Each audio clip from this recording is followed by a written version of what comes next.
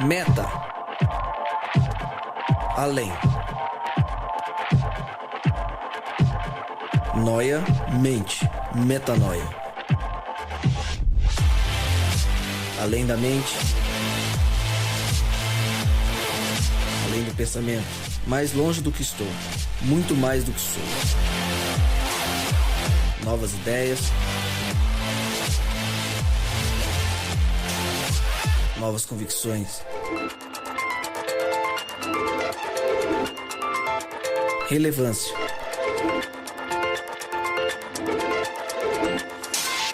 Plenitude. A busca pelo ideal.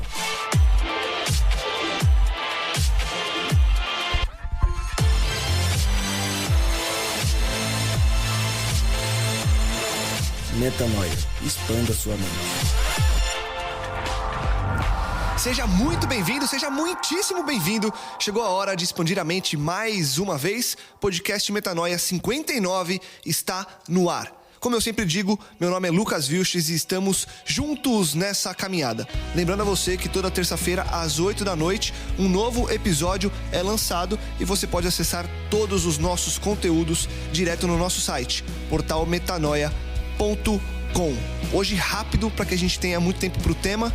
Primeiro apresentar eles, os convidados, eles que fazem esse podcast acontecer. O Pipo já estava grifando alguma coisa no livro e parou quando eu disse que ia apresentar os convidados. Então eu começo por ele, Paulo Pessoa, o Pipo. Solteiro ainda, divulgando fotos no Facebook e aqui com a gente para compartilhar o reino de Deus. Seja bem-vindo, Pipo. Procure por Paulo Pessoa. Paulo Pessoa. Essa parte de divulgar foto eu não tô muito bem não, precisa até a ajuda do Lucas aí. Eu não. Enfim, pessoal, muito boa noite aí. Como sempre, eu sempre digo, espero poder ajudar aqui e compartilhar um pouco do propósito de Deus aí com as pessoas. Amém. A outra risada que você ouviu foi dele, Felipe Tonasso. Felipe Tonasso sempre presente aqui nesse Sempre podcast, presente. toda semana. Toda semana. Batendo carteirinha. Menino bom, menino bom. menino pregador. Eu tô aqui, muito bom estar aqui com vocês mais uma vez. Sempre muito alegre essa roda de amigos, esse reino que se reúne aqui para falar da palavra. Então, para você que nos ouve, nos acompanha nesse episódio número 59. Sucesso, né? Então, já estamos há 59 semanas falando. Eu participei de algumas e Ininterruptamente. que legal. Então é um desafio ter você por aí. Se você tá aí até hoje conhecendo agora, obrigado pela sua audiência. Participa aí, escreve pra nós, né? Escreve pra nós. Inscreve e escreve. Exatamente, pra gente poder manter contato e que seja uma bênção hoje. Amém. E ele, Rodrigo Maciel, ao meu lado, sempre presente, para mais um dia de expansão de mente. Rimou, hein? Gostei disso. Cara. Tô muito feliz aqui de estar de novo aqui com vocês. Você que ouve a gente sempre aí, o portal Metanoia tá disponível já há algum tempo. Você que também acessa a gente aí, acompanha a gente na internet de alguma forma, ou as postagens, os blogs, o blog com todas as postagens que foram colocadas. É muito bom estar na sua companhia, ou através aqui do áudio, ou através da internet. Bom demais, que Deus nos abençoe e que Ele se revele no nosso meio aqui e que Ele possa ser sentido por você também, de onde você está ouvindo a gente hoje. Amém, que assim seja. Bom, a gente começou lá no episódio 54 uma série sobre o Sermão do Monte. E a gente vem lidando com essa série e a gente chega agora na sexta parte dessa série sobre o Sermão do Monte. Um sermão especial, o core, como a gente tratou da mensagem de Cristo. A gente já falou sobre as bem-aventuranças. A gente já falou sobre o trecho em que Cristo fala que nós somos o sal e a luz do mundo. E agora, na sequência do texto, Jesus começa de forma mais direta a expandir o significado das leis e a dar um entendimento ainda maior do que realmente significavam as coisas que existiam ali antes dele vir à Terra. E eu quero começar lendo, e vai ser o início da nossa discussão, os versos de 17 a 20. Eu vou ler esses versos e aí a gente começa a conversar. Então, Mateus 5, de 17 a 20. Não pensem que vim abolir a lei ou os profetas. Não vim abolir, mas cumprir. Digo-lhes a verdade. Enquanto existirem céus e terra, de forma alguma desaparecerá da lei a menor letra ou o menor traço, até que tudo se cumpra. Todo aquele que desobedecer a um desses mandamentos, ainda que dos menores, e ensinar os outros a fazerem o mesmo, será chamado o menor no reino dos céus. Mas todo aquele que praticar e ensinar estes mandamentos, será chamado grande no reino dos céus. Pois eu lhes digo que se a justiça de vocês não for muito superior à dos fariseus e mestres da lei, de modo nenhum entrarão no reino dos céus. Começando pelo início dessa sequência de versos, ali no 17, há uma frase que diz que ele não veio abolir a lei, mas cumpri-la. O que significa esse cumprimento? Que cumprimento de lei que é esse que Cristo veio trazer quando aqui esteve? E aí? Quando o Tonás tá, ele vê. Quando o Tonás tá, todo mundo já dá uma olhada. Já olha pra ele. É porque sou sempre eu que começo em todos os podcasts. Então hoje eu fiz questão de só falar o e aí. E aí? Jamais. E aí, Rodrigo? Isso é pro Tonás começar a abrir o jogo aí. A ideia de Paulo, quando ele, em Romanos 10:4, fala o seguinte, que o fim da lei é Cristo. Esse é um texto bem controverso, né? O fim da lei é Cristo. E muita gente fala assim, tá vendo? Jesus acabou com a lei, pregou a lei na cruz, né? Essa é uma discussão que, na verdade, daria 1 ou 2 podcasts para discutir como que muitos compreendem fim da lei como a abolição completa dessa lei. Se você entender fim como finalidade, a finalidade da lei é Cristo, essa é a ideia de que a gente tem que o Antigo Testamento, a lei compreendida, não é só os 10 mandamentos aqui, tá? A lei, quando a gente fala lei aqui, não é apenas 10 regras que Deus colocou para o homem, ou 10 conselhos, 10 vontades, né, que ele derramou sobre o homem após salvar o homem. Essa lei aqui se refere a tudo aquilo que era escrito na mente judaica, na Torá, que é os 5 primeiros livros da Bíblia, toda a lei mosaica, todos os símbolos que apontavam para Jesus, todas as figuras, os tipos, tudo isso se cumpriria em Cristo. Por isso que tudo que estava até ali, Paulo vai chamar de sombra, né? Porque Jesus ele vem tornar tudo aquilo real, palpável. Eu costumo dizer que Jesus era a lei ambulante. Ele era a lei de amor, a lei do céu andando entre nós, né? E sobre a terra. Então, quando a gente começa a ler esse texto assim, que Jesus não veio para abolir, a primeira ideia de cumprir aí não é só cumprir a lei na sua vida, não é só cumprir a lei guardando os mandamentos, não é só isso. A primeira ideia que vem também é que ele veio cumprir tudo aquilo que a lei, ou seja, os primeiros 5 livros do Torá, havia profetizado sobre ele. E não só a lei, mas os profetas também, né? Os profetas maiores, os menores, todo o Antigo Testamento, pode dizer assim, havia profetizado e era tido como a primeira aliança, a lei de Moisés. Essa lei, ela se cumpre toda em Jesus. Então você pode falar de qualquer símbolo aqui do Antigo Testamento, o cordeiro que era imolado lá no santuário, Cristo veio e cumpre. Ele é a finalidade pela qual essa lei foi colocada. Então ele vem e cumpre. O cordeiro tinha que ser imaculado. Então Jesus era imaculado, ele era santo, ele era obediente. Então ele cumpre também na sua vida. Mas Jesus veio e ele amou pessoas, ele realmente não desejou pessoas, que ele não era ali um homem casado, né? Então ele não teve desejos errados, ele não teve mentira na sua boca, ele não teve raiva ou ódio. Então, ele cumpriu, mas além desse cumprimento da obediência, ele cumpriu tudo aquilo que foi escrito e profetizado sobre ele.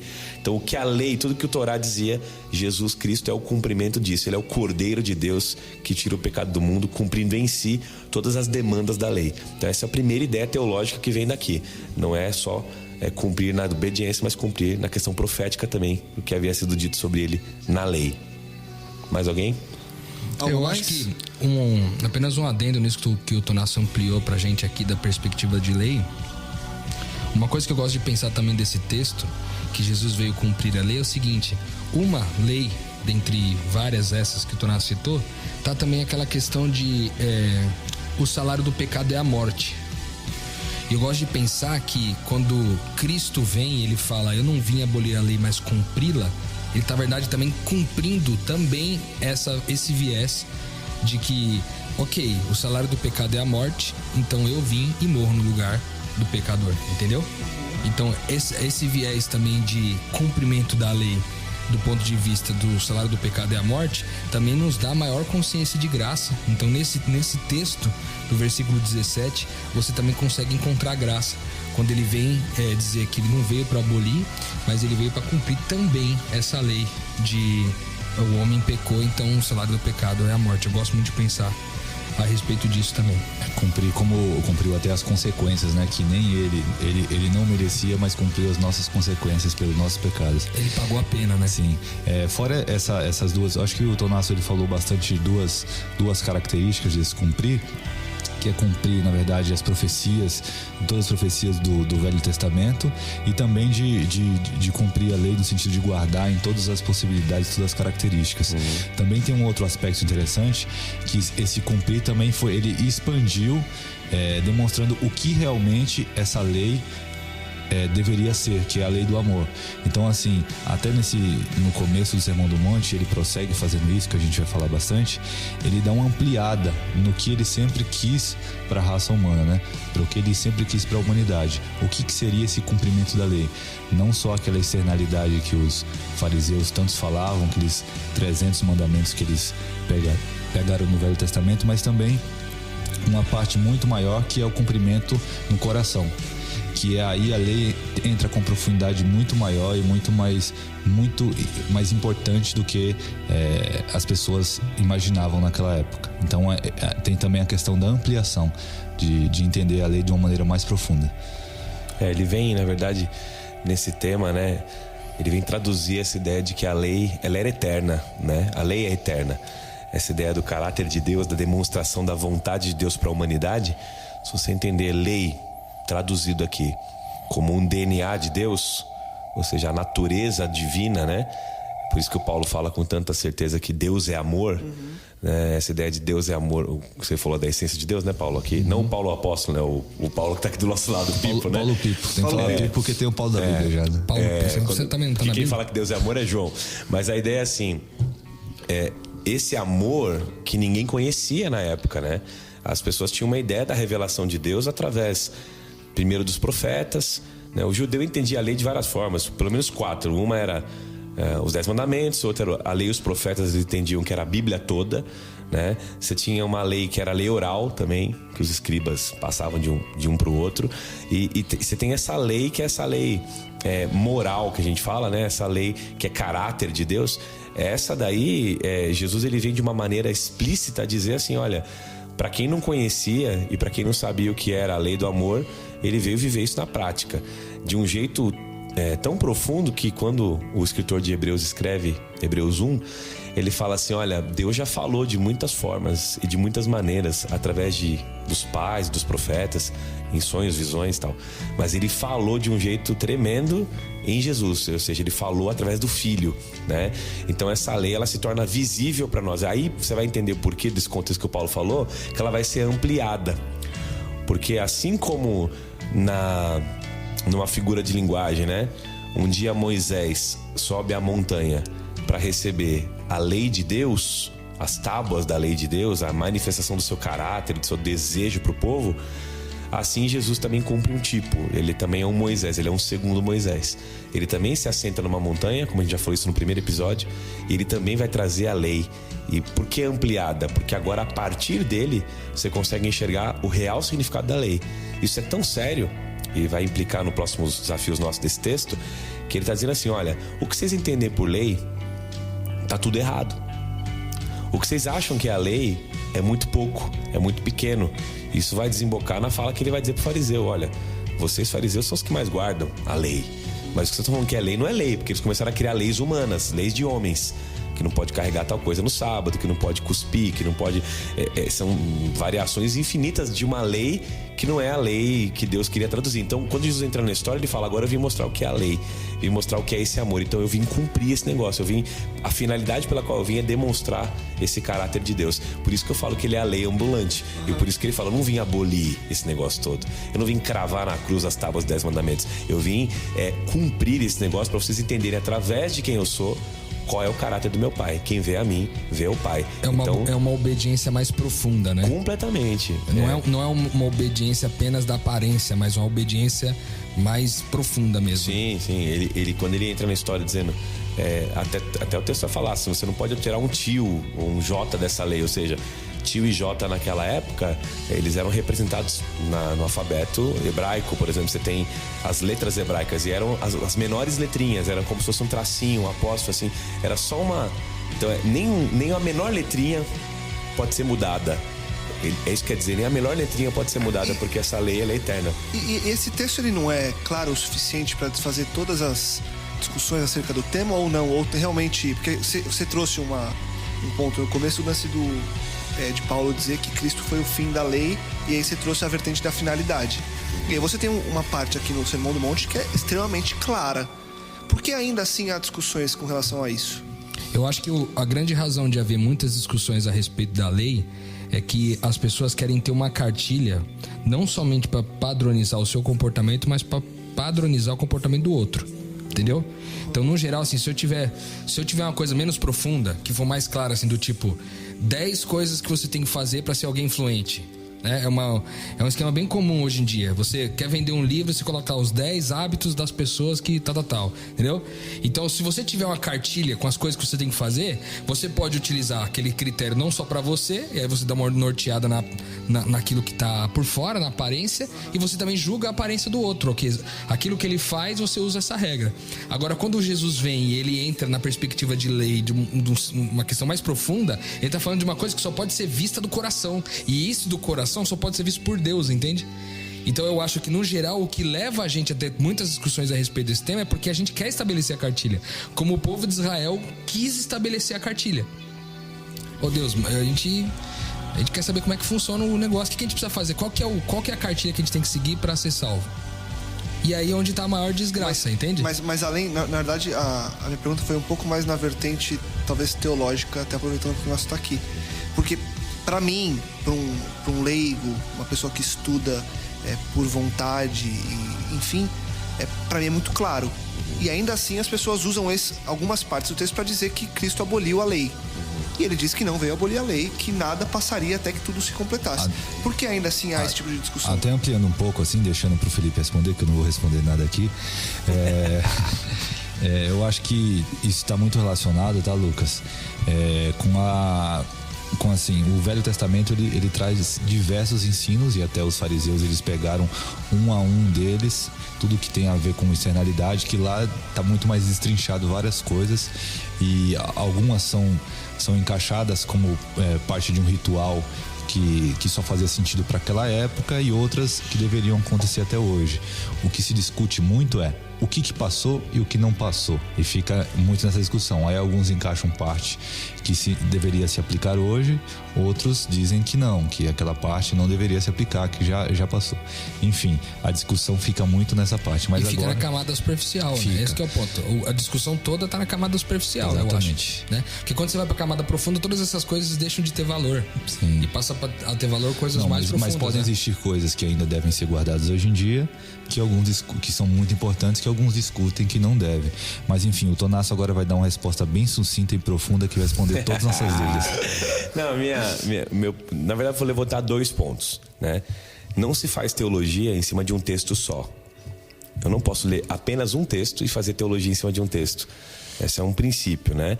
Deus, ele fala através de várias pessoas, como falou através dos profetas, e quando um teólogo se aproxima do texto, seja ele um teólogo sistemático, que ele vai tentar sistematizar o ensino dessa abolição da lei, ele vai se deparar com outros textos, né?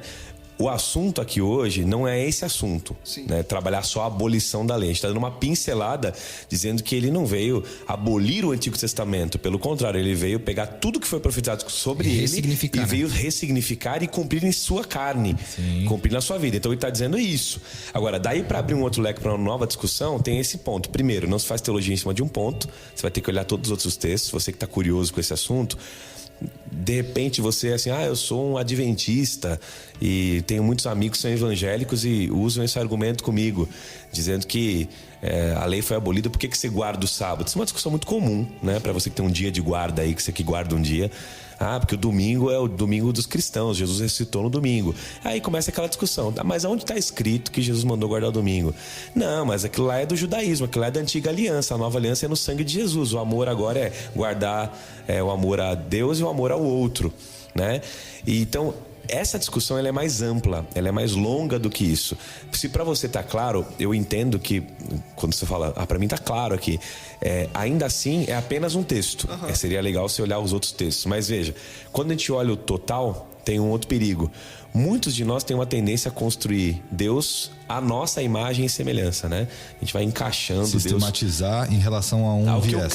É o que eu creio, né? Então eu vou dizer a você que a Bíblia, ela cabe qualquer loucura dentro dela, entendeu?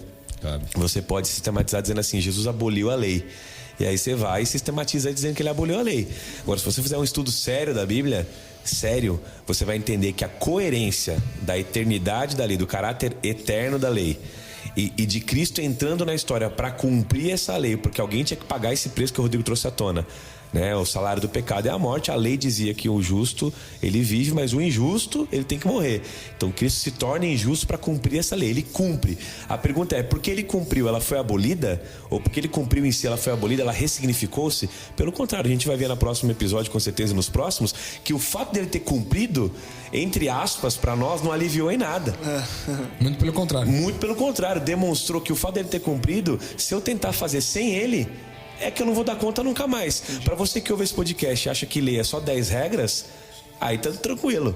Agora, se você entender que lei é o caráter de Deus sendo colocado na tua vida em todas as esferas, em todas as minúcias, em todas as suas células, seus pensamentos, suas motivações, cara, quem é que vai conseguir fazer esse negócio assim sem Cristo, tá?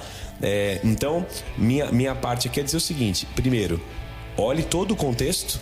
E aí a gente pode até fazer um podcast, Lucas, usando, por exemplo, um exemplo do dia de guarda, que é tão falado, e tentar ver quais são os textos que falam sim e não, para mostrar como que isso é ou não abolição ou permanência da lei. Agora, o que a gente está vendo aqui é claro, Jesus vem cumprir, ressignificar, aprofundar e explicar para o ser humano de uma maneira visível a importância de viver essa lei de uma maneira interior. Invisível, exatamente. Então, assim, eu vou dizer a você, Pipo, que não é uma resposta sucinta e nem profunda, mas ela abre um leque muito legal pra gente poder estudar. Não, e é suficiente pra esse momento. Não, porque senão a gente vai só falar disso. Exatamente. Se a gente for abrir aqui a Bíblia, vamos pegar outros textos que vai mostrar que a lei não foi abolida.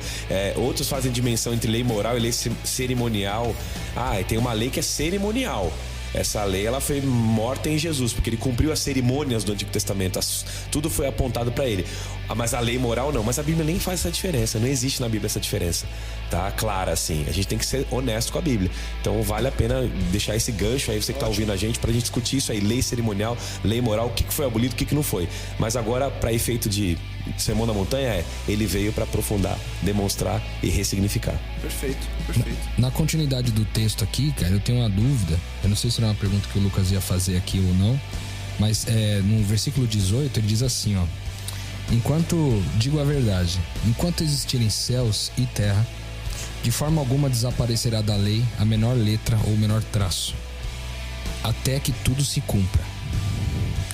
O que esse até que tudo se cumpra pode significar, né? Porque a lei não será, porque de uma maneira literal, o que talvez esteja dizendo o texto, se você pegar somente o texto, sem considerar o contexto, etc., ele pode dizer o seguinte: essa lei não vai mudar até que tudo se cumpra, entendeu?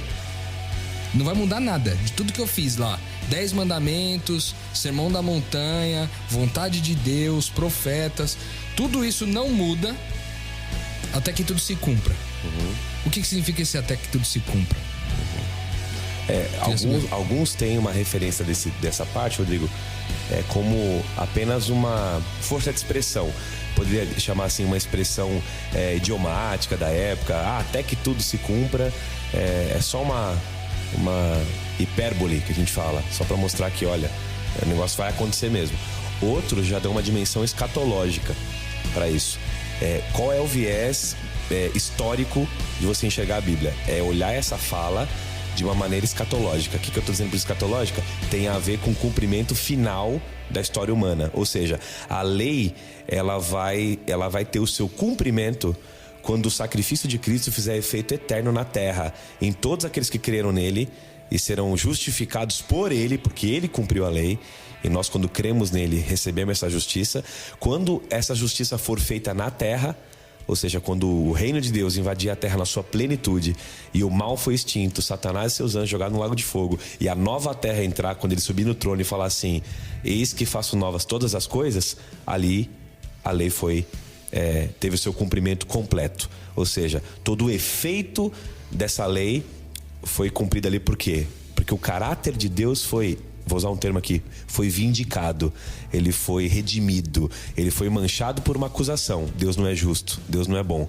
E no final da história, o universo inteiro declara: Deus é amor. Então, nessa hora, a lei tem o seu final ali, o seu cumprimento, até que tudo se cumpra. Então, essa dimensão escatológica, para quem está ouvindo aí, é a minha dimensão. Eu acredito assim. E teoricamente, se todos nós, naquele momento, naquele fim, fomos glorificados à imagem do Cristo efetivamente, na sua plenitude, ou seja, seremos a família de Deus com todas as suas características de plenas, né? Mesmo, nessa restauração completa. Nossa imagem e semelhança. Teoricamente, então, a lei faz ser desnecessária porque o caráter de Deus já é em todos. Exatamente. Então, a lei é uma coisa que teoricamente não faria mais sentido, porque a lei já é o fato de ser. Né? O fato de ser a família de Deus, de ser ali pessoas à imagem do Cristo, já seria suficiente, não sendo mais necessário, teoricamente, uma lei. Por quê? Escrita e objetiva. Sim, porque hoje, se você parar para ler, próprio Hebreus mesmo e outros textos vão afirmar o seguinte: Deus quer cravar a lei, ou quer escrever as suas leis, ou imprimir as suas leis. Traduz a palavra lei como vontade. A sua vontade, aquilo que é bom de Deus, ele quer imprimir no nosso coração e não numa pedra. Por isso que eu começo a entender daqui a pouco o texto, que eu não guardo de fora para dentro, eu guardo de dentro para fora, né? Então, se ele imprimir no meu coração, eu começo a guardar de dentro para fora, né? Eu não consigo, a partir de guardar de fora para dentro, me transformar em algo melhor, né? Eu consigo traduzir o que está dentro. Então, a ideia da escatologia mostra o seguinte: um dia, a Bíblia diz, seremos como ele é. A natureza que é pecaminosa é retirada de nós e o corpo mortal é revestido de imortalidade. O que é corruptível agora se torna incorruptível na presença dele. Então essa lei agora, vamos colocar assim de um jeito bem lúdico, ela toma todo o teu corpo. Você não tem mais uma luta entre o espírito e a carne. Você entendeu? Você agora é alguém que você foi gerado para ser lá no Éden. Você é plena imagem e semelhança dele.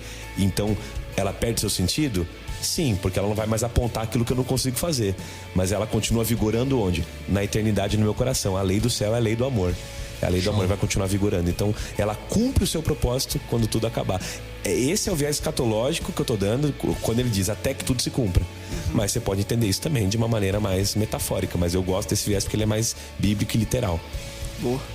Até lá, a gente tem uma caminhada para seguir e tem a orientação de Cristo, e a gente continua no texto justamente falando disso. E nos versos seguintes diz o seguinte: ficou bom isso. Todo aquele que desobedecer a um desses mandamentos, ainda que dos menores, e ensinar os outros a fazerem o mesmo, será chamado menor no reino dos céus. Mas todo aquele que praticar e ensinar estes mandamentos será chamado grande no reino dos céus. E aí eu pergunto: o que é esse pequeno e esse grande no reino dos céus? Há diferença no reino dos céus? Isso é mais uma metáfora? Como olhar esse... O Tonácio pergunta, ele dá umas risadinhas às vezes. Por que você dá risada? Esse texto, cara, se for estudar ele sério mesmo, ele é polêmico? É bucha, né? Eu tô bem calado nesse podcast aqui. Pipo, baixa aqui, Pipo. Olha, pergunta comigo, Pipo. Esse texto são 3 textos, são 3 versinhos. Eu tô esperando passar pro próximo pra eu começar a falar alguma coisa. São 3 versinhos. O primeiro fala da ideia de que Jesus veio cumprir e não abolir. Já dá uma discussão para um podcast. O segundo fala que tem menor e maior no reino dos céus. E o terceiro fala que tem a ver com justiça, que tem que exceder a do cara que era o mais obediente na época. Isso aí. Então esse texto só tem bucha. Esse texto é só coisa boa. Então na bucha número 2, hashtag número 2. Não, agora é a 2, né? Quando chegar na 3 eu participo. Foi primeiro a bucha que ele falou. Da abolição. Agora é a bucha do maior e menor. Não, mas teve a bucha da alteração da lei também, até que se cumpra. Então são 4 buchas. É que na verdade foi no mesmo ali, né? Mas vamos colocar como lei. Abolição ou cumprimento. Então, foi a primeira bucha. Check. Agora estamos na segunda bucha, maior e menor no reino dos céus. E aí? A gente sem escape. Aqui é ao vivo, quem sabe faz ao vivo. Cara, eu gosto de olhar esse texto muito com os olhos da graça, né? Porque eu acho que quando ele diz que será chamado menor no reino de Deus, no reino dos céus, primeiro que a gente passa, a gente já estudou isso aqui num podcast que fala sobre o reino de Deus. a gente aprende que o reino de Deus, que é o reino dos céus, ele já começou aqui agora, foi inaugurado em Cristo. E ele está para chegar na sua plenitude no ali e além, ou seja, mais na nossa perspectiva humana de futuro. Então, considerando que esse reino de Deus já chegou, esse cara que descumpre a lei, o que ele está dizendo é o seguinte: isso aqui não é um ponto de salvação, tá entendendo? Tá. Você deixar de guardar um dos pontos porque quando ele fala que um dos pontos da lei, de que lei tá falando? Tá falando de todas mesmo, de todas aquelas que ele falou, lei, profetas, toda a vontade de toda de a Deus. vontade de Deus. Então, qualquer vacilo a respeito disso não te tira do reino de Deus. Tá. Mas ele dá um atestado de nobreza para aquele que efetivamente tem o prazer na lei de Deus, entendeu? É aquele que se deleita em fazer a vontade de Deus. Ele dá um papel significativo. É como se lendo aqui John Stott a respeito desse tema, é como ele fala assim, por exemplo, você tá num reino, tem os súditos, e tem aquele cara que é fiel ao rei, cara. Total, assim, nada muda o cara, entendeu? E tem aquele cara que dá umas vaciladas. Esse cara que dá uma vacilada, o rei não tira ele do reino só porque ele vacilou, entendeu? Mas aquele cara que é mais fiel no processo, ele é considerado mais a semelhança do rei, porque ele é fiel ao rei, percebe? Então quando eu olho aquele súdito fiel, eu posso ver mais o rei naquele súdito do que aquele que eventualmente é mais infiel. Isso pode se traduzir em termos práticos, por exemplo, quando eu roubo alguma coisa, quando eu sou desonesto. Então eu sou um cidadão do reino aqui. De repente pintou uma oportunidade, eu fui lá e fui desonesto na empresa. Cara, a hora que alguém, vamos supor, esse assunto cai à tona, as pessoas descobrem e aí vem uma imagem ruim, cara. Tipo assim, cara, esse cara não pode fazer parte do reino de Deus. Essa é a imagem que as pessoas fazem. Esse cara não pode fazer parte do reino de Deus porque ele foi desonesto, ele roubou a empresa aqui. Ele não, uma pessoa do reino de Deus jamais roubaria, ou seja, ele não traduziu em fidelidade quem o rei é. Já o outro traduziu em fidelidade o que o outro é. Então esse grande e menor no reino de Deus, para mim, tem muito a ver com o ponto de vista da fidelidade. Esse cara é fiel, esse representa de A a Z o que é esse reino, enquanto o outro ainda está em processo de construção e ainda está muito distante dessa imagem. Agora, nenhum dos dois estão fora do reino de Deus, isso é graça, entendeu? Essa perspectiva é uma, mas assim, você tem um outro lado que vai haver posição no reino dos céus? Vai haver maior e menor lá no reino? Todo mundo é igual? Essa é uma discussão também. Por isso que eu falei que esse texto é truncado. Vai haver ou há? O reino dos céus está onde? Exato. Boa, mas quando eu falo dessa perspectiva escatológica, tá? Ele está dizendo aqui: todo aquele que desobedecer um dos mandamentos, ainda que dos menores, será chamado menor no reino dos céus. Pode ser uma perspectiva atual, né? Ele considera essa pessoa menor porque ela não guarda, como o Rodrigo deu a perspectiva da fidelidade plena. Ou tem a ver também com a ideia do valor que as pessoas tinham na época da religião vigente. Você tinha valoração de pessoas através da religião. Por exemplo, a mulher era altamente desvalorizada religiosamente naquela época. A criança era altamente desvalorizada. A criança não tinha valor religioso nenhum para aquela época. Então, quando eu penso nesse texto e lendo um pouquinho a respeito do texto, quando ele fala de ser o menor no reino dos céus, ou será chamado menor, mas aquele que praticar e ensinar será grande no reino dos céus, é porque a ideia do mérito aqui, de merecer maior posição, menor posição, é só uma. O Rodrigo já tocou no assunto, é obediência, né? Aquele que mais obedece, ele é considerado para Deus grande. Mas não é só obediência exterior, não é só o desejo de obedecer. Tem a ver também com sinceridade na ideia de obedecer. Por que eu tô falando isso? Quando ele fala das crianças, é uma ponte com Mateus 18 que eu tô fazendo aqui agora, é um papo bem parecido com esse. Olha que interessante, Mateus 18 fala assim: naquele momento os discípulos chegaram a Jesus e perguntaram: quem é o maior no reino dos céus? É a mesma discussão. Quem é o maior? É a pergunta. Então a pergunta é a mesma pergunta que foi feita lá em Mateus 5, é o mesmo diálogo de maior no reino dos céus. Chamando uma criança, ele colocou no meio deles. Jesus chama uma criança e chama, ó a subversão, chama uma criança que não tem valor religioso nenhum. Só há pureza e sinceridade na criança. Mas valor religioso eles não tinham na época. Tanto é que os discípulos não queriam deixar as crianças chegar perto de Jesus. Aí ele disse: eu lhes asseguro que se você não for que nem essa criança aqui, jamais vocês vão entrar no reino dos céus. Então, ele vai continuar. Portanto, quem se faz humilde como essa criança, esse é o maior no reino dos céus. Percebeu? Então, Mateus 18, para mim, ilumina Mateus 5. Quando ele fala quem é o maior, ele chama a criança. Ele fala o maior é o mais humilde. Então a gente pode fazer uma conexão que esse ensinamento está fazendo uma conexão com a primeira bem-aventurança. Exatamente. É o humilde de espírito, é o pobre de espírito. Então, por que isso vai ficar claro no contexto? Gente, quando você estuda a Bíblia, você que está ouvindo, você tem que levar em consideração sempre o contexto. O contexto é, eu não vim abolir, eu vim cumprir a lei. Ou seja, o negócio vai ser ampliado, é difícil de cumprir mesmo. Eu vim aqui mostrar que na minha carne eu vou viver tudo que profetizaram sobre mim, mas também vou cumprir na minha carne. Aí ele vai dizer assim, quem é o maior? O maior é o que mais obedece. E aí a perspectiva, quem é o que mais obedece? Eu traduzo pra você, o que mais obedece é o mais sincero. É o que mais serve. O que mais obedece é o mais humilde. O que mais obedece é o que mais se arrepende. O que mais obedece é o que tem o espírito mais pobre. Menos se acha autossuficiente. Exato. O que mais obedece é o que menos pode. O que mais obedece é o que menos acha que obedece. O que mais obedece é o que menos acha que tem poder para obedecer. Isso é a primeira bem-aventurança. Volta lá. Então, quando pergunta para Jesus quem é o maior, a ideia de Jesus é maravilhosa. Ele pega uma criancinha e põe no meio e fala, se você não for criança humilde como ela, porque quem é humilde como ela é o maior. Então ficou claro que o texto é iluminado a partir da graça. O maior é o pobre de espírito. Então quem fizer tropeçar algum dos meus pequeninos porque se acha bom e ensinar algo que faz ele tropeçar, você vai ser o menor no reino do céu. Mas o maior vai ser o que continua se arrependendo e humilde de espírito, permitindo que eu o transforme. Aí é uma resposta mais bíblica e teológica para esse texto. Eu acho que faz bastante sentido, só rapidinho, pelo que ele falou até agora no Sermão do Monte, foi sempre em relação a esse viés, não dava para ele mudar totalmente. E em relação ao que ele vai falar logo adiante, que a gente vai estudar nos próximos versos agora já. Que ele vai ficar bem claro o que é a obediência para ele, né? Vai exceder. O que seria exceder, por exemplo, a justiça do fariseu, enfim. Então, não faria sentido o antes e o depois do sermão não ter nada a ver com esses versos, com essa parte do sermão.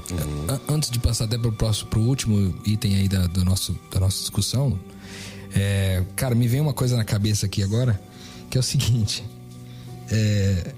Eu não sei, olha esse texto, é muito complicado, né? Porque como na pegada da nossa vida, a gente vai olhar pro texto de um jeito ou de outro. Olhando aqui esse texto, você pode dar atenção pelo fato da obediência ou pelo fato de quem é o maior no reino, entendeu? Eu gosto de pensar que, sinceramente, é o seguinte, a gente já tem a consciência que o reino de Deus é aqui, né?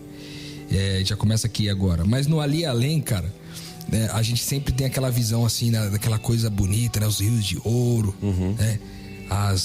As árvores, tudo perfeito, os animais que eram silvestres aqui na terra, e você pode, né, brincar com os animais, só coisas perfeitas. A gente fica imaginando isso. Ganhar uma estrela na coroa especial, tem uma estrelinha, tipo, vou tacar minha coroa aqui cheia de pedras preciosas, estrelinhas separadas do que eu fiz na terra. Só que, cara, eu tava pensando, uma vez eu vi um cara falar isso e eu apliquei muito pra minha vida, assim, pra mim, na real mesmo. Se Deus me desse um lugarzinho num viaduto celestial lá, mano, debaixo do viaduto lá, mano, pra mim era muito mais do que eu merecia, sacou? Então se ele me deixar ali debaixo, se ele me deixar ali só na porta só, assim, embaixo daquela ponte de ouro lá, só aqui, ó, naquele cantinho ali, ó, naquela entradinha, naquele primeiro viaduto ali, ó, na esplanada, primeira esplanada do reino. Mas Deus, pode me deixar aqui que pra mim tá bom demais. Já é muito mais do que eu mereço, Deus. É porque o nosso coração ele vai se corrompendo, né, no processo religioso de tentar guardar essa lei, merecer o favor de Deus. Tudo isso é muito falado aqui, eu sei disso. Mas é importante notar, né, quando Jesus está falando assim, olha, eu não vim revogar nada, eu vim cumprir e nada vai mudar até que tudo se cumpra. Sabendo disso, não faz tropeçar meus pequeninos, ou seja, aqueles que eu considero grandes. Porque o que fizer tropeçar, o que não guardar o que eu falo, esse é menor. Mas o que guardar, o que entender o espírito dessa lei, ele vai ser considerado grande, né? Então, não tem a ver com nada do que você falou mesmo. Não tem a ver com ponte, com mansão, com nada. Tem a ver com o espírito, a motivação, né? Tanto é que Jesus ele vai falar tanta coisa, Semana Montanha é tão linda, né? Ele vai falar, olha, vocês vão ser aí precedidos por prostituta e publicano. Cuidado. Vocês são tão religiosos que vai ter gente que é considerada imerecedora que vão passar à frente de vocês. Vocês vão ter que aplaudir esse pessoal. Vocês vão reverenciar esse pessoal. Achando que vocês merecem honra, vocês vão ter que aplaudir esse pessoal que passou na frente de vocês. É porque parece que esse grande no reino de Deus é que o cara vai chegar lá, ele vai ter todo mundo vai estar andando de BMW de ouro e o cara vai estar andando de Lamborghini, entendeu? Ou a casa de todo mundo vai ser uma casa com 3 quartos e a dele vai ter 7, entendeu? Porque afinal de contas ele foi o grande do reino, entendeu? E o Cristo vem subvertendo todo esse processo, né? E por que ele subverte, cara? Porque a lógica do reino é sempre essa. O último será o primeiro. Sabe aquela ideia? O menor entre vocês...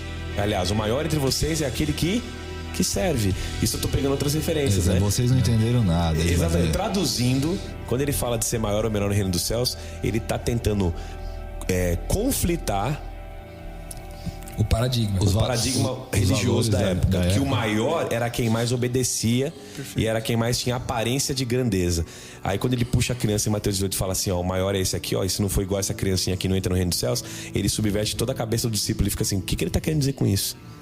Eu tenho que ser que nem criança, eu tenho que perder o seu senso de valor, ser humilde de espírito. Esse ele fala, esse é o maior no reino dos céus. É um tapa na cara de começo a fim, né? Sim, o Sermão do Monte Ele tá querendo dizer que tudo que eu decorei dessas leis até hoje é menos importante do que essa criança que não sabe nada. Exatamente. É muito... Isso aí, sabe que eu vou usar aqui vou abrir uma janela. Isso aí é um senso que é o seguinte, geralmente a gente já fala sobre isso, né? Que a graça seja sobre mim e a lei sobre eles. Geralmente é assim, a gente quer que a graça, que se a gente errar, que Deus nos abrace. Se a gente errar, que Deus nos abrace. Se a gente errar, que Deus nos perdoe, que haja salvação para mim. Quando a gente vê alguém errando, geralmente o primeiro impulso do coração humano carnal é dizer, cara, Deus não deixa Deus não deixa o nome dele ser zombado, tá vendo? Ó? Tá vendo? Deus não deixa o nome dele ser zombado. Ó, o cara fez o que fez, ó, o que aconteceu com ele, ó, tá vendo? Deus escancarou a vida dele, ó, envergonhou ele. Meio que tem uma coisa assim, um zelo. O ladrão na cruz, por isso que eu falei que é uma ponte, uma janela, é uma janelinha, ele é a subversão de tudo isso aí. Porque se ele tá na cruz, que ele é ladrão. Se ele é ladrão, ele viveu errado. Se ele viveu errado, é porque ele não tinha mérito nenhum na sua aparência, nos seus frutos. Pelos frutos do ladrão, você não conheceria mesmo. Você só saberia que ele é um ladrão. Só que aí, chega no final da história, ele fala assim, tem misericórdia de mim, né? Lembra de mim quando entrar no paraíso lá, o filho de Davi, ele reconhece. Então ali ele se torna uma criança. Ali ele se torna o maior no reino dos céus. Ali ele submete a autoridade de Jesus e a salvação de Cristo Jesus. E aí alguém que ouve isso, essa história, geralmente incomoda.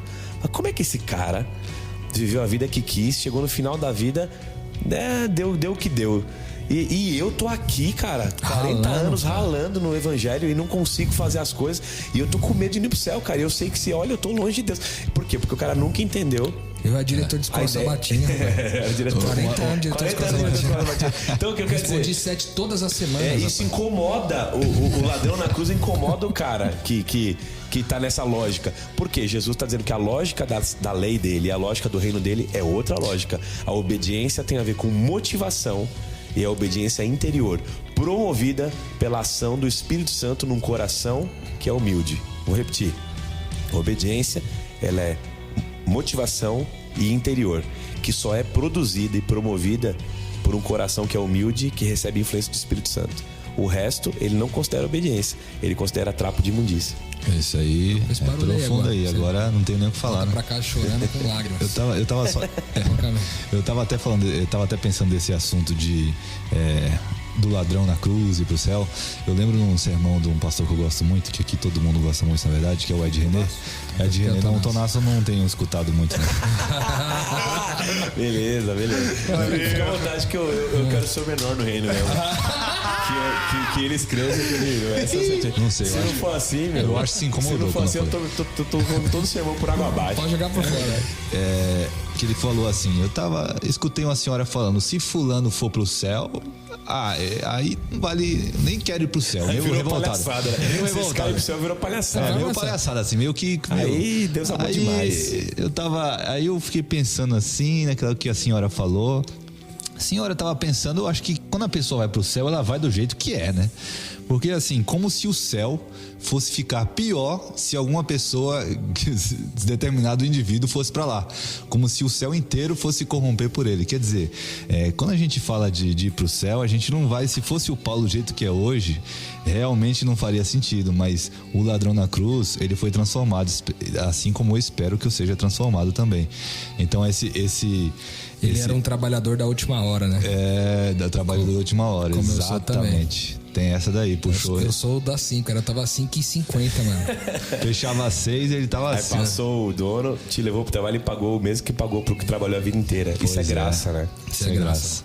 Mas enfim, é isso. Espetáculo, hein? Mas qual que é a frase do Tonasso aí? Ele consegue repetir de novo pra gente ficar? Nossa, tem que repetir é bonito, 3 né? vezes. 3 vezes. Não, mas você não repete achei. igual? Você decorou essa frase? Não, o que é simples. Eu quis dizer que a obediência pra Deus, ela é motivação e interior, que só é possível e promovida pela ação sobrenatural, acrescentando agora, do Espírito Santo num coração que é humilde. O resto é qualquer tentativa de mérito, de obra, de trapo de imundícia, de qualquer outra coisa. Obediência é isso. É quando ele mexe no teu coração e você tem prazer em obedecer, em fazer aquilo ser externado. É uma fé viva, ela se traduz em um camarada que orgulho quer do viver. pastorzão, né, Fecha mano? aspas. E vem de Deus. Fecha vem de aspas. Deus. Tonasso Felipe, 29 de setembro de 2016. Moleque! E chupa essa de Renê. Chupa essa manga. Cadê ele nessas horas? O cara fala uma palavra e depois desmonta todo o sermão da montanha. Desmonta. Mas deixa eu falar a verdade agora pra vocês. A ideia de que o texto vai conduzir agora, acho que o Lucas vai fechar por aí, dos fariseus, né? Que a justiça tem que exceder a justiça dos fariseus. É bem lembrado aqui, é bom lembrar, né? Que fariseu, galera, é referência de santidade. Fariseu é referência exterior de bom cristão. A gente acha que fariseu é um grupo que a gente... fariseu, seu fariseu. Tudo associado a coisas negativas. Fariseu era o que havia, o que há de mais positivo no Antigo Testamento, aliás, no Novo Testamento, de gente que leva a sério viver uma vida religiosa. Isso muda um pouco a nossa perspectiva, entendeu? Não é gente que já era tida como infiel, que merecedora de crítica. Pelo contrário, ninguém criticava. Você entendeu? Era um cara que era referência. Todo mundo queria ser tanto quanto ele. E ele podia olhar para os outros e dizer, olha, ainda bem que eu não sou que nem esse. Ele tinha era uma atmosfera que a gente entra sem perceber. Como que o texto final fala aí? O 20? Leia aí, Lucas. Fala, pois eu lhes digo que se a justiça de vocês não for muito superior à dos fariseus e mestres da lei, de nenhum modo entrarão no reino dos céus. Pois aí eu vou perguntar, se eu tô dizendo que ele era o melhor que tinha, humanamente falando, de religioso, piedoso, né? De que guardava a lei, a minha pergunta é, como é que ele fala isso pros discípulos? Dizendo assim, olha, se vocês não excederem a justiça desses caras muito mais, vocês vão ganhar o reino dos céus. Ou seja, cara, a gente não consegue nem ser metade de um fariseu. Eu não consigo nem ser 10% de um fariseu. Como é que eu vou conseguir ser muito mais do que ele? Percebe a lógica que está por trás do texto? Eu não vou conseguir, né? O John Stott está falando aqui no livro que os fariseus tinham, a partir da lei, 248 mandamentos e 365 proibições. Não imagino. Então, tipo... Levinho, né? Uma lei insana. E aí, seguindo essa lei do que o Zonato está falando, de que os caras cumpriam na aparência e tal, não sei o quê. Se não exceder, esse exceder essa justiça é muito louco a forma como ele trata, na minha opinião. Porque aqui tem a ver com essa justiça como sendo algo, de novo, mais do coração e do interno, como o Felipe disse. Da humildade. Da humildade do que, de fato, a aparência em si, né? Sim. De fato, aquilo que está por fora, né? Então, ser referência de cumprir todas as leis, mas não amar, não adianta nada, entendeu? Uhum. Agora, o amar, a predisposição de amar e buscar acertar para amar, isso sim tem valor, né? É que os discípulos ainda não sabiam da história do ladrão na cruz, viria depois. Aí seria mais fácil entender isso daí, né? Porque ele superou os fariseus. Como aquele cara, visto pela sociedade como o pior, pôde superar a justiça dos fariseus. E foi o que aconteceu. Então, essa justiça do coração, ela é interessante, porque assim, ela aprofunda demais o que é obediência, porque não se pode colocar dentro de um tubo de ensaio, entendeu? Não pode falar, olha, o que é ser uma pessoa que é um bom marido? O bom marido é aquele que faz isso, aquilo outro. Ele é muito mais que isso. O que ama é muito mais profundo. Não dá para você colocar em ações tudo o que ele precisa fazer. E um erro muito comum nas igrejas que eu vejo acontecer é justamente isso. Por exemplo, olha, eu estava refletindo sobre o assunto aqui de casamento aí, né? E eu cheguei à conclusão que eu não posso sentar num carro que tiver alguma mulher que não é minha esposa. O cara chega a uma conclusão dessa a partir de algo que ele vivenciou, aprendeu, e às vezes até no contexto que ele vive faz sentido. Às vezes no contexto que ele vive, na maneira lá onde ele está, faz sentido. Só que ele pega isso que ele aprendeu para ele e aplica pro outro. Aí começa a cobrar dos outros. Isso que acontecia muito também com os fariseus. Eles foram crescendo aquelas leis e mandamentos e, enfim, em proibições e queria que todo mundo fizesse, entendeu? Mesmo sem ter o que o Felipe falou, daquele crescimento interno que sai para fora. Aquela humildade interior que Deus trabalha e faz com que produza frutos. Pelo contrário, na verdade eram várias restrições que as pessoas nem entendiam e eles queriam que cumprisse. Então eu acho que uma palavra-chave para esse entendimento é que Jesus trabalhava muito também em cima de conceitos. Ele nunca queria falar exatamente, faça isso ou aquilo, mas ele entendia que queria muito que as pessoas entendessem alguns conceitos que ele achava primordial, que facilitariam muito essa expansão da obediência. Agora você vê que engraçado, no texto anterior ele fala assim, que se você não cumprir um dos mandamentos, tal, será considerado menor no reino de Deus, o outro maior, certo? E aqui no final ele fala assim, se a sua justiça não exceder ao dos fariseus, de modo nenhum entrarão no reino dos céus, entendeu? Sem chance. E aí você olha pra isso aqui e fala assim, cara, então significa que o perfil do fariseu não é o perfil de quem entra no reino de Deus, cara. E isso é pesado, na minha opinião. Porque isso significa que talvez a salvação esteja mais próxima de um estuprador de crianças do que de um cara que se sente suficientemente bom, entendeu? Só acrescentar bom algo o de um suficiente. estuprador de criança arrependido, né? Só pra deixar mais claro. Porque às vezes o cara, se você falar essa frase sem contexto, o cara pode não entender. Não, eu diria, eu nem colocaria o arrependido, sabe, Felipe? Sabe por quê? Porque assim, o cara pode não ter, ele tá mais próximo do arrependimento. Eu tô entendendo. Ele Entendeu? tá mais aberto a precisar de Deus do que o que você acha que não precisa de Deus. Ele tá mais próximo, inclusive, do arrependimento, entende? Do que aquele cara que acha assim, cara, eu não preciso de nada, entendeu? Deus não precisa me perdoar. Eu sou bom, velho, eu faço as coisas do certinho aqui, Toda semana que eu compro as leis, eu sou diretor da escola sabatina, eu faço as coisas do certinho, ministério pessoal, pô. Eu tô 40 anos fazendo aqui. A gente não sabe as lutas de cada um, né? Então tem até aquela pergunta clássica que muitas pessoas fazem, que é assim: e se Jesus voltar agora e se estiver pecando, se estiver adulterando? E aí, tá salvo ou não tá? A maioria das pessoas fala, cara, aí se for na hora, acho que não, né? É porque tem o esquema do pegar em flagrante, né? O pego em flagrante. É igual a polícia, se não pega em flagrante, não tem como acusar, mas se pegar em flagrante, Ninguém sabe, né? Não, tem gente que fala que é assim. O meu ponto aqui, eu quero só acrescentar mais um ponto de vista. Pode dizer. Eu entendi o que o Rodrigo quis dizer. Aliás, eu acho que o arrependimento está perto dos dois. O arrependimento, veja o que eu vou querer dizer. O arrependimento, logisticamente, ele está tão perto de todos quanto uma pequena oração sincera, ok?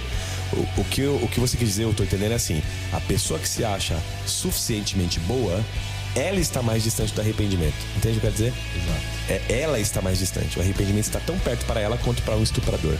Sim. Mas ela está mais distante de buscar arrependimento porque ela se acha suficiente. A percepção, entendeu? sim. Eu só estou tentando clarear um pouquinho, porque eu sei que a frase é chocante em si só, né? Às vezes a salvação está mais perto de alguém que realmente precisa, mas eu quero dizer que o arrependimento está perto de todos nós. Ou seja, Deus está perseguindo todos nós. A minha perspectiva aqui é o seguinte: o que Jesus queria dizer?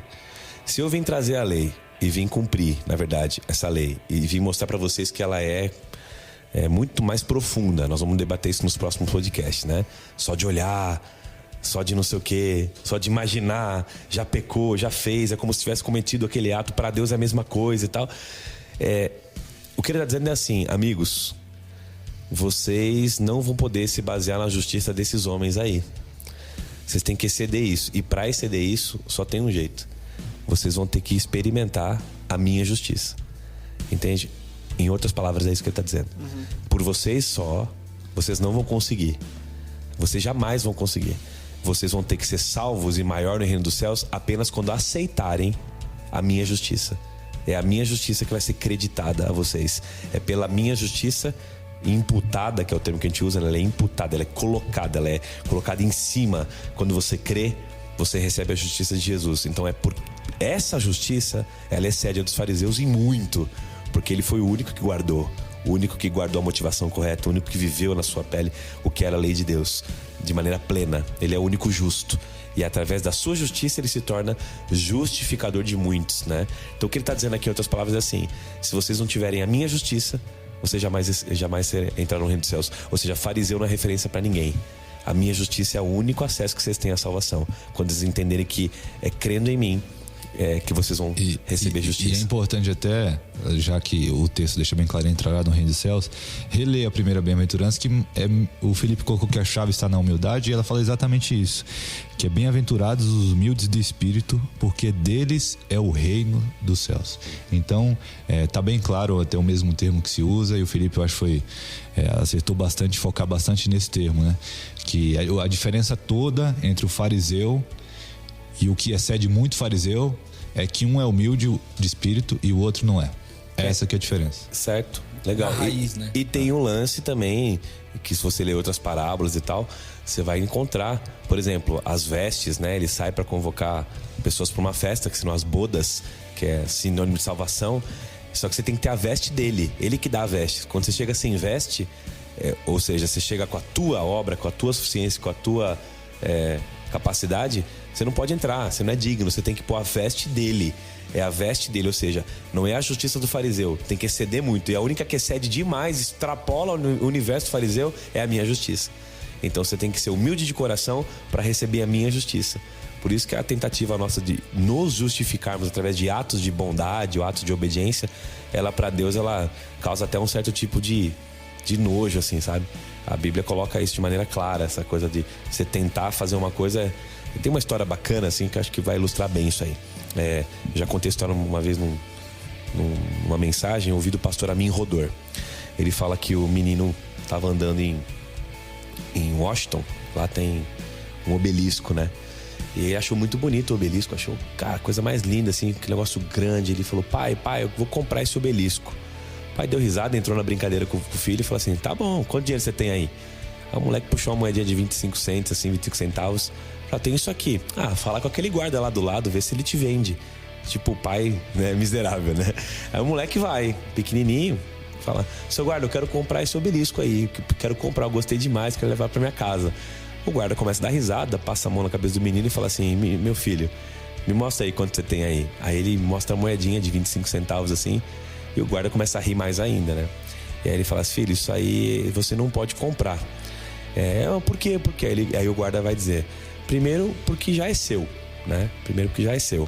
Se você é um cidadão aqui americano, isso aqui pertence aos Estados Unidos, ele já é seu, já está no teu território. Segundo, que o que você tem aí na mão não é suficiente para comprar, né? Não tem como você comprar com essa moedinha.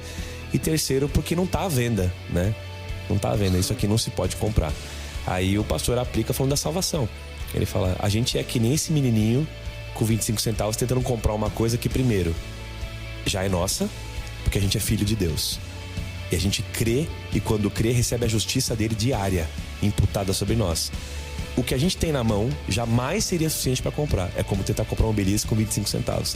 E terceiro, porque ela não está à venda, não é barganhada, ela é dada, ela é presente de Deus. Então, Jesus está dizendo, entre outras palavras, assim: queridos, vocês querem ser maior no reino dos céus? Sejam humildes. Vocês querem entrar no reino dos céus? Esquece esse negócio. Isso aí é tentar comprar o reino dos céus com 25 centavos. Essa obediência deles não dá, supera. Então, sabe o que é superar? É ser humilde para pegar a minha obediência. Ou seja, o obelisco já é teu, a salvação já é tua. Apenas entra como uma criança no meu reino e aceita esse presente. É disso que ele está falando, quando ele fala de aceita a justiça que excede a todas a justiça do fariseu. Cara, eu gostaria de falar a respeito do ponto de vista prático disso, do que isso significa na nossa vida hoje. Do que isso significa, por exemplo, em casa, na igreja, na sociedade, no trabalho. No geral, quando a gente faz uma determinada coisa, é muito comum, por exemplo, a gente se chatear com as pessoas, não pelo que elas fizeram contra nós, mas porque a gente acha que de alguma forma a gente fez uma coisa de bom para elas e elas não devolveram à altura, entende? Então um cara que, por exemplo, de maneira prática, o cara tá lá na igreja, o cara tá envolvido em todas as programações, ele assume voluntariado de tudo, ele assume um monte de coisa e tal, e ele vê o cara que tá sempre ali entrando quietinho, fica, né, no canto ali da igreja ali e tal, não fala muito com as pessoas. Ele olha e fala pro cara: pô, mas esse cara aí não se envolve em nada, tá aí 3, 4 anos aí, Esse cara aí, meu, você vai queimar no fogo do malaco, entendeu? E às vezes não isso chega é um nem exemplo bem prático do mas que se é na vê igreja. superior, pelo menos, né? Exatamente. E se nesse sentido não é na igreja, por exemplo, às vezes é em casa. Esse comportamento é coisa que acontece em casa. Porque eu faço um monte de coisas certas, que eu acho que são certas, e eu olho pro meu filho, que ainda faz um monte de coisa errada, eu ainda considero que diante dessa perspectiva de religião, eu tô num patamar superior a ele. Quando na verdade Jesus vem e põe a criança no colo e fala, tem que ser igual isso aqui, cara, entendeu? Cara, você tá fazendo um ano bíblico já faz 15 anos, todo ano fazendo ano bíblico, o cara nunca fez nenhum. A criança nunca fez nenhum e ela tá mais próxima do coração de Jesus, entendeu? Então, de maneira prática, isso pode ser aplicado em todos os ambientes onde a gente convive, no trabalho, na sociedade, em casa, né? De a gente não querer fazer das coisas que a gente faz que aparentemente são certas um direito, entendeu? Não, agora porque eu fiz, eu tenho o direito de assistir a televisão no canal que eu quero. Porque eu comprei a televisão, eu assisto a TV. Porque a TV é minha, eu assisto. Não, cara. Então, de maneira prática, cara, essa justiça que excede a dos fariseus eu comprei a televisão, agora justamente porque eu comprei a televisão, agora eu posso repartir com aquele que não tem o direito, porque não foi ele que comprou, mas eu posso repartir o direito com ele que não tem. Então, se a gente fizer das coisas mais básicas da nossa vida essa subversão de justiça, ficará mais fácil na hora da gente encarar a espiritualidade também subvertê-la. E sabe o que é interessante na prática disso aí também, Rodrigo? Que isso não pode ser cobrado dos outros. Como assim? Se Jesus te transformou e você realmente mudou, você não pode cobrar que a outra pessoa tenha o mesmo comportamento. Então, assim, às vezes fala, a gente olha, às vezes um parente nosso, essa pessoa aí deveria ter perdoado tal pessoa, vai lá e implica a pessoa, você deveria ter feito isso, deveria ter feito aquilo, e cobra dos outros. E na verdade, assim, o que Jesus faz em nós, a gente tem que fazer, a gente tem que retribuir por gratidão, né? E quando a gente começa a cobrar dos outros um resultado sem essa gratidão, não funciona direito. Então, assim, eu acredito muito nisso, que a gente tem que se a gente entendeu realmente o que Jesus fez por nós, se a gente tem isso dentro da gente, a gente não vai querer cobrar essa retribuição, porque se ele cobrasse de nós, a gente não daria muito certo. Eu só ia comentar que Jesus, nessa lógica, só nesses 3 textos aí, ele quebra toda a lógica legalista de salvação, né? Então, tudo vai por terra. Na época, os rabinos, eles tinham, no sistema rabínico, você tinha um sistema de compensação por obras. Então, por exemplo, você tem você errou, você pecou, você tem como compensar isso de alguma maneira fazendo boas obras, que é mais ou menos assim: fiz um ato errado, agora eu vou ver se eu, sei lá, roubei um negócio. Cara, já que eu roubei agora e eu fiz errado, o jeito de eu me redimir é dar o dobro de oferta. Exato. Então, isso acalentaria o pecado e já sanaria. Jesus falou, cara, essa lógica também não vai funcionar, né? Não é esse tipo de justiça que eu estou falando. Então, eu acho que o convite aqui, Lucas, Rodrigo, Paulo, é um convite para a gente refletir, primeiro, na seriedade que Cristo lida com a lei e com o pecado. Realmente ele tem um desejo que a gente viva uma vida plena de obediência. Esse é o desejo de Jesus. Tenho certeza disso, que ele quer que a gente viva a imagem e semelhança dele, guiado pelo Espírito dele, né? Sem ser vencido pelo nosso ego, pela nossa carne. Por isso tem toda uma trindade trabalhando a nosso favor, todo dia. Então ele deseja que a gente viva essa vida, é uma intenção de Deus. Agora, quando ele apresenta esse padrão, ele está dizendo assim, só tem um jeito de viver isso, né? É sendo humilde, é sendo pobre de espírito, entendendo que a justiça que vai exceder a tudo é a minha justiça. Então você que está ouvindo a gente aí, talvez para aplicar no teu coração, quantos de nós, né, Rodrigo? Quantos de nós que estamos ouvindo isso, conversando aqui, já não lutamos com atitudes erradas que a gente toma, pensamentos que a gente tem, para tentar se sentir salvo? Esse é o termo, sabe? Se sentir salvo. Queria estar perto de Deus, queria me sentir perto de Deus, ou me sentir merecedor, né? Então acho que fica o convite a você aí a humilhar-se mais uma vez, assim como a gente aqui tem o desejo de se humilhar cada dia, humilhar-se mais uma vez, você que ouve esse podcast, para dizer, Senhor, mesmo que eu não consiga cumprir a sua lei na totalidade, na minha carne, talvez eu nunca vá conseguir sozinho, jamais mesmo, que o Senhor possa mais uma vez invadir a minha vida, meu coração, arrancar de mim esse ser que o Senhor sonhou que eu fosse, né? Esse DNA espiritual, né? Que a gente tem de filho de Deus. Trazer à tona. Traz à tona isso, Senhor, porque é isso que eu quero ser. Eu costumo dizer que lá no fundo do coração, todos nós queremos ser fiéis. Eu conheço um monte de crente que erra, toma decisão errada atrás de decisão errada. Mas quando fala comigo, fala com lágrimas nos olhos, sabe? Diz assim, pastor, eu queria muito poder ser fiel, pastor. Eu tenho uma vontade, pastor. E eu sei que Deus está vendo essa vontade aí. Então seja humilde, né, com essa vontade. Reconheça que você precisa de ajuda. E abraça a justiça de Cristo. Porque pela nossa a gente não vai conseguir nada mesmo. Abraça hoje, onde você está agora. Fala, Senhor, derrama sobre mim a tua justiça, a tua obediência, o teu abraço, e me devolve a alegria da salvação agora. É o que você precisa fazer, porque muitas vezes você vai viver uma vida com medo, tentando ser justo, não vai conseguir, e vai viver que nem um fariseu. Ao invés de curtir sua salvação e viver para o outro, você vai curtir o seu medo e sua desgraça e ficar olhando para o outro só para julgar. Então sai desse caminho de morte. Eu diria que nem o João Batista falou para nós aqui, que a gente possa se arrepender, né? Porque o reino do céu já chegou. Amém. Que assim seja. Chegamos ao fim de mais um. O Sermão do Monte continua. Semana que vem a gente volta com mais, explorando mais, expandindo a mente em mais dos temas tratados nesse sermão tão espetacular.